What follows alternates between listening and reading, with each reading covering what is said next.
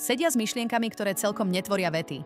Nie preto, že sú prázdne, ale preto, že sú preťažení. Mozog sa cíti plný, no nič nevychádza. Keď sa niekto opýta, čo sa deje, nie je to ticho spokoja, je to ticho z nasýtenia. Nesú v sebe 100 nedokončených myšlienok, spomienky, starostí. Mali povedať, mohli urobiť, ale žiadna sa necíti pripravená na vyslovenie alebo dostatočne bezpečná na to, aby bola vypočutá. Pretože niektoré myšlienky sú príliš zamotané na to, aby sa dali vysvetliť. Niektoré pocity sa do nich nehodia, potrebujú odpovede a niekedy sa rozprávanie cíti ako otvorenie priehrady. Nie sú pripravení sa s tým vysporiadať. V psychológii to môže odrážať emocionálne preťaženie, keď mozog vypne verbálne vyjadrovanie ako spôsob, ako sa vyrovnať s vnútorným chaosom. Nie sú odmeraní, chránia si svoju energiu a snažia sa dýchať pod mentálnym hlukom, pretože keď sa myseľ neprestane točiť, ale slová nevychádzajú. To, čo potrebujú, nie je tlak na rozprávanie, je to trpezlivosť, tichú spoločnosť, je to sloboda chvíľu nedávať zmysel. Neignorujú nikoho, len sa snažia udržať sa pohromade jediným spôsobom, aký vedia.